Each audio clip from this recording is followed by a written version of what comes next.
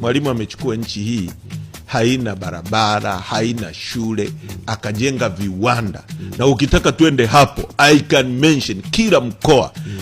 Ametengeneza system ya education, akaja akatengeneza system ya employment, ametutengenezea viwanda everywhere vya kuajiri watu. Vyote serikali ya CCM ishauza, yamekuwa magodown. Viwanda vilikufa wakati yeye kwa madarakani, lakini usisahau na walihamishwa watu wengi. Mimi nitaka tuzungumzie issue ya kitaifa, tusiache kupersonalize uongozi au kwa sababu wao tunazungumzia issue za kitaifa. Hata wakati huo Mwalimu Nyerere alichukua hatua nyingi za kuwahamisha baadhi ya watendaji walioharibu. Viwanda vingi vilikufa. Kiltex ilikufa wakati wa utawala wake, Sungura Tex. Ukivitaja hapa tutavitaja mamilioni kwa mamilioni. Kwa hiyo swala leadership tupie tulawama kwa upande mmoja. Viwanda vingi kwa fact vimekufa wakati wa Mwinyi na Mkapa. Wakati wa Mwalimu nothing dead.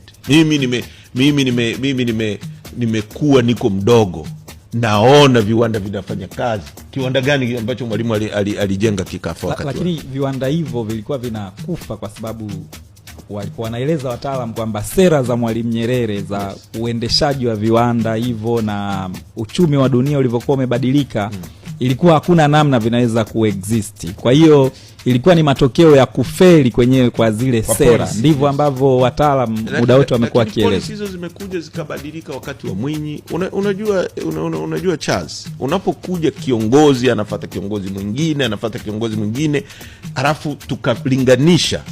Unajua kuna vitu kwenye progress ya nchi unaviangalia. Mwalimu hakuwahi kuchimba dhahabu hata robo. Tunazungumza hii nchi ya 3 kwa kuwa na dhahabu nyingi, imechukuliwa kwa matani na matani. We need to see it kwenye ground. Tunahitaji kuona hayo maendeleo ambayo yamesababishwa na hiyo dhahabu. Mwalimu alikuwa hachimbi na Tanzanite.